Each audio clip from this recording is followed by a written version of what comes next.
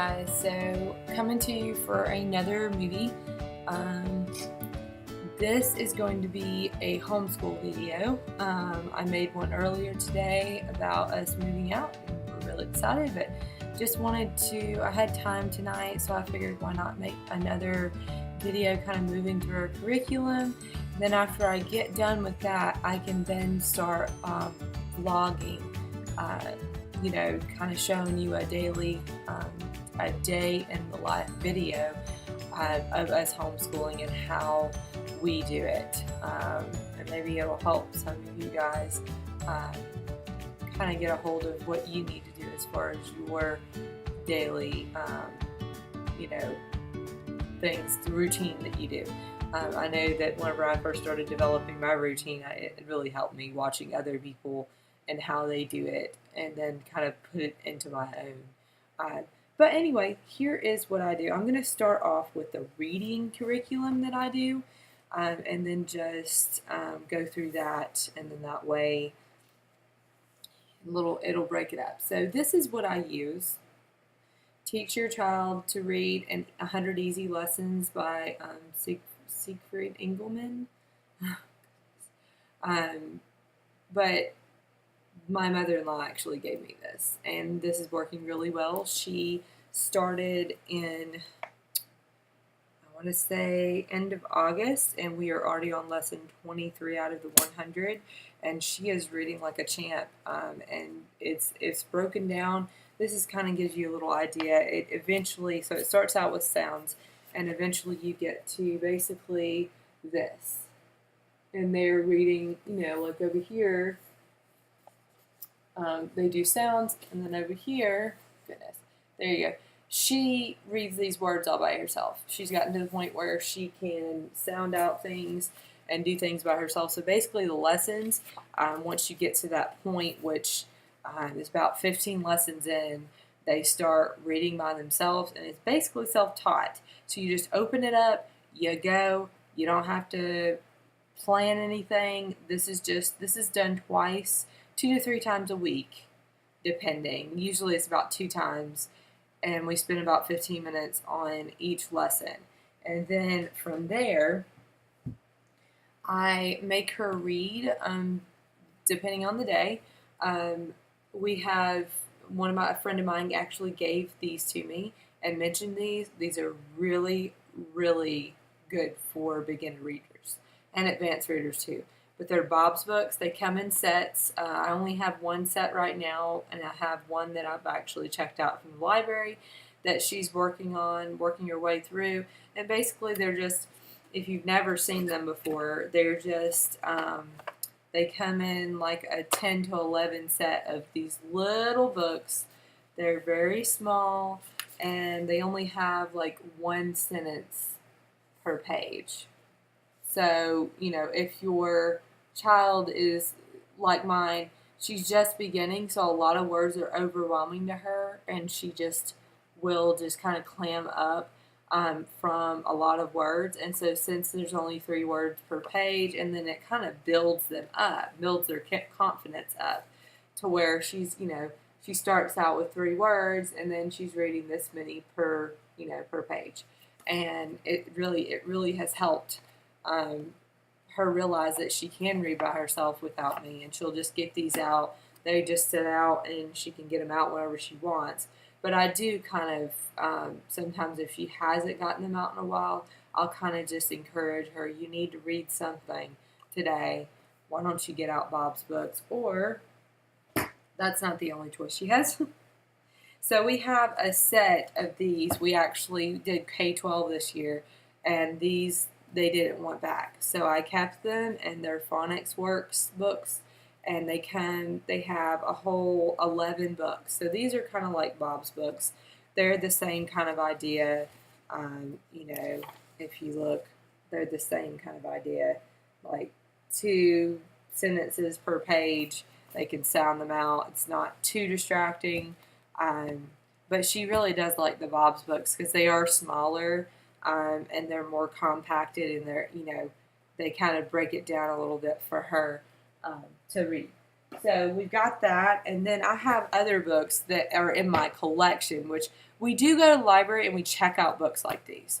So we do the I Can Read series, and these usually come in the library as hardbacks, but that's what we're doing. You know, my first book, those kind of things where it's really easy for her to sound out things and read, but I do encourage her to read and practice what she's learned in her reading lessons, and she does, and it's amazing. She's 5 years old, just turned 5 in July, and she's already reading books by herself. Um, but that was the one thing I have to admit that I dreaded teaching her, and was scared about teaching her was how to read. So in learning that it's just so easy to actually do it, whenever you get a good book that your child works with, that 100 easy lessons how to read really has helped her, and it's really not that much. Didn't take that much effort on my side, which is good. As less effort as it takes for me to teach my kids, I'd rather them be like they actually teach themselves how to do things, and me kind of learn with them. That's kind of my teaching style. I would much rather encourage education to be had and learned, self-learned, rather than shove it down their throat. Also, I don't really want to have to plan all the time. I am a planner, but as far as teaching my kids, I totally and surprisingly laid back as far as, uh,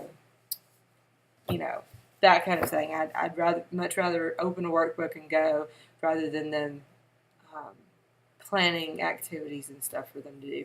So moving on to the handwriting part, and then I will move on to kind of the activities or toys, if you will, that I do to encourage their reading and handwriting sort of thing.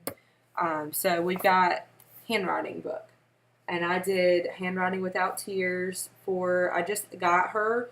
This is my youngest. I got her this book, and she loves it. So I'm very glad, because her sister has a book as well. So I kind of wanted to get her a book to encourage her to get introduced to handwriting, and it's really right on her level. Because my girls are 3 and 5, and I'm teaching them together, so they're really learning together. But their handwriting, of course, is not completely there as far as my youngest. So anyway, let's see here. I'll just show you a page, kind of what we do. So this is something that she's done. I don't know if you can see it. Oh. So on one side, they do the car, and as you can see, they kind of, drive the car to the stop sign and they stop.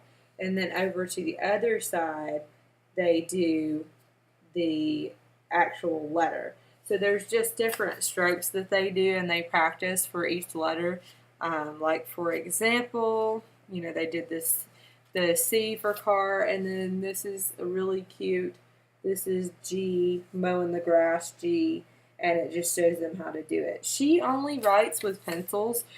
She's passed beyond the point of doing crayons, and she prefers pencils. She holds the pencil right. I'm not worried about the grip. It's just getting her to that point of controlling the pencil better. As you can see, she's kind of off, and I encourage her to stay in the lines. So, and she does. She's gotten a lot better at doing it. So that's for my youngest, and she is 3, and that is what we got from Handwriting Without Tears. There we go. My first school book, and that is for like a preschooler. My 5-year-old, she's in kindergarten. This is actually what we got from K-12. By the time we unenrolled, we were already using this. We were like way into this, and they didn't ask for us to return it, so I kept it, and that's kind of how we got started on Handwriting Without Tears, and we love it. So I just continued using this handwriting curriculum because it's so good. So basically, just to kind of give you an idea on this one, they start out, this is like the very first page, and this is frog jump capitals, and they start, and what they mean by that is you do a straight line down, from the top there, and then you frog jump all the way back to the top, and you do your line, and then do your line in the middle. So all of these are frog jump capitals, and she is beyond that. She's all the way into her lowercase letters, and she actually just finished up L. But this is, she's already into words. She's already writing words by herself and letters, and this is all her doing this by herself. We're actually to that point where I can just say, all right, do these 2 pages, which today was really easy. She did L, lowercase L. She's like, Mom, like, really? I was like, yes, really. You still have to practice writing, even though it's easy. And then over here, I made her just do this today. Sometimes the letters are more challenging, and I'm like, let's just do this next time. But she did both pages today. So we are over halfway through the book, and then I actually got her the next book, which I don't have with me right now, but I got her the next first grade book, meant for first graders. So here we are. This is actually the book meant for kindergartners, and we're just going to work our way through it and move up to the next grade level. And we're really excited. She's excited that she's finishing this book, and she's done so well in it. So she really likes that. We did do the chalkboard. Handwriting Without Tears has like a chalkboard where you can wet, dry, and try. We did do that for a while, but then they just didn't need it anymore. She knew her letters. She knew she enjoyed going ahead and doing it with the pencil, tracing it up top, and then doing it down at the bottom. So she enjoys doing that, and unless she says anything about, I want you to do the wet, dry, and try, I'm not really going to do it. She's gotten down her letters pretty much. So this is another handwriting kind of thing that I do if my preschooler gets really bored and she wants to do the dry erase and not the workbook, or if we need to just show her what a letter looks like. My 5-year-old will write things, and she's like, I don't remember what the G looks like. And I'll just, show her, this is the lowercase g, that's what we need to write. This is the big G, that's what we need. We know, whatever. She knows what uppercase and lowercase means, so she can easily find it. But yeah, I'll tell her how to spell things if she can't figure it out. Usually I try to get her to sound things out. We're to that point. And then this is a really nice guide too. This is like a wipe clean sort of thing you can buy from the dollar store. It's ABC and 1, 2, 3 wipe clean. This is another tool that I'll pull out sometimes if they're writing. They need a tool to look at. This is what I started my preschooler on before we got into the workbook style that matches her sister. This is a workbook too, but this is Dora. This kind of encouraged her to get into writing. I would just follow where her sister was and what her sister was doing, and I would flip to the letter, get her to write it, and then there's like an activity down here in the bottom for her to find X's. Find the X's, and that would keep her preoccupied until my 5-year-old finished her activity. Or I would kind of preoccupy her until she finished. This I have not actually got completely started. What this is my child's writing wall or word wall. So once she gets, I'm sure I'll use it next year. I've kind of put it up. But what it is whenever she starts writing things, I'm going to put like all her sight words on there, or on I put her sight words on a ring.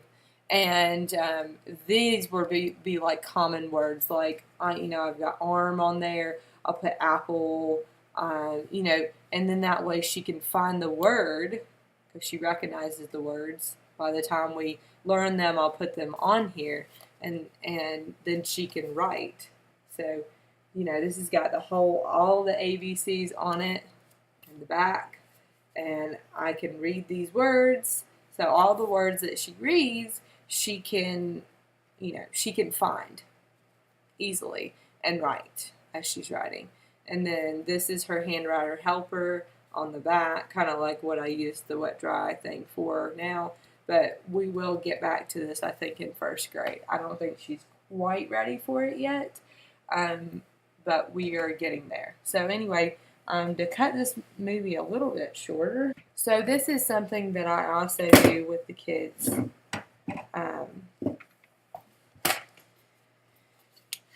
So what this is character learning. And what this is something that we do once a week, and we will take whatever book they want at the time. It has to really be different books each time, because what you're doing is you're looking at the characters in the story. You're putting, this is my 5-year-old's external traits. We do 3 external traits and 3 internal traits. And the internal traits, I've actually went on Google and laminated some character traits, and they will go through and try and, you know, pick through what kind of character traits internally that they had, or any lines in the story that show the character or what the character said, that kind of thing. It even shows it on here. It says internal traits, thoughts, feelings, actions, and dialogue on the internal side, and then the external side is anything that is on the outside. So anything they look like, what they look like, what color their hair is, what, you know, whether or not they have, you know, red lips or makeup on, or if they're attractive, pretty, handsome, you know, those kind of words, adjectives. But they pick a story. We put the character's name here. We draw the character. We color. Of course, they put their name and date up here. I always make them do that just to kind of get them used to that. And then, you know, 3 over here. And this is for my 5-year-old. And 3 over here. Now, my 3-year-old, I don't expect much out of her, but I do want her to participate. So we basically write the character's name up here with her help. She draws the character right there in that frame, and then we do, basically she picks out any sort of external traits, 2 of these external, and then the internal. So something to describe like an emotion, a line that they said in the story, or how she feels about the character sometimes. Basically, it's just kind of getting her used to reading comprehension. I don't expect much out of her. But my 5-year-old is very good at writing, and so I just basically get out color words, put them down. She'll find them, go through the note cards and find them, and then write them on the straight on the line. So she's really good about doing it by herself. She's gotten to that point. And then here is something something that I have. What it's called Smart Squares. So I don't know if it's Scholastic. Goodness. It's reading and math, grade 1. We do this. We did this a couple of times, and I'm getting back into the swing of doing it. So basically what it is you have a card in there inserted. You can lock it to where all the cards don't fall out. You can put 15 in here at one time. And then, you know, it says match the pictures that have the same vowel. And you can do that. And then there's math on the back, which math is going to be on the back. There we go. And, you know, this is match each number with its word. We did that today. And you basically, you know, you have it in there. This is your answer down here. So I'll just kind of give you an example of what I'm talking about so you guys can kind of see what I'm talking about. Because it's kind of hard to, imagine it without seeing it. I'm that kind of person. So, for example, we start out with our squares up here, and all the squares, I have all the squares in the back, but they all go here, you know. And then you say, match it up with number 4 here. So 4 would be right here. Or, you know, for example, with where's green, to kind of show you it's not right below the number. So let's see, 8 starts with 8 up there. So 8, you would take 8 and then do that. You know, put that on there. Once you've got that on there and all your child's ready to check their answers, they can actually check their answers by pulling it down. And then all your answers are right there. That's where they should be matched up to. So that's kind of cool. We've gotten into it. It took me a while to there's like a learning curve in how to use it. I guess I'm just an idiot. But once I learned how to use it, it's really nice. It's got over 30 different lessons in reading and 30 different lessons in math. So you have reading and math right there, and you know they can check themselves and make sure that they're right. So that's one kind of toy extra thing that we do on the outside of homeschooling, and that kind of gives them encouragement that they're doing good. So we have another one, which this one unfortunately has quit working. But so this part of it has quit working. But what I do with it, it was actually passed on to me. It's Lakeshore Word Family practice cards for the Magic board, which the Magic board I just showed you, it doesn't work anymore. But what I do is I just take these, which they've been used and passed down. So I mean, it's kind of messy at this point. But basically, you take one of these, you can pop it on the Magic board, and this doesn't erase anymore, but I basically get a dry erase marker and have them bear down either on something or just right here. You know, I can put in like a sheet of paper over, you know, underneath it so that they can bear down. Basically, you have in the corner there the ending of the words, and we've just now gotten into using it, so I don't know if it's gonna. It might be until first grade, till she actually starts getting into spelling and getting that concept. But that's something that we do use sometimes to kind of just practice handwriting at this point, because she doesn't really get the ending sound yet. We're working on it, but that's something that we use.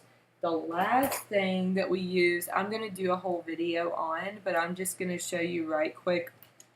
We do leak reader pen. I'm just going to do a whole video on that and kind of explain that, since I'm already at 23 minutes. And yeah. But also an app that you guys should go check out for reading that encourages your child to read. It's free. It's Teach Your Monster How to Read. Download it on your tablet. I don't know. I have an iPad, so I have it downloaded to my iPad. But it is amazing. You can set up different accounts. You just have to know if you log out of one child, you have to log into the other child's. Just keep your password and their name, so you can do it under their name and then their password. So just keep like a self-generated password handy, I believe is what they gave me.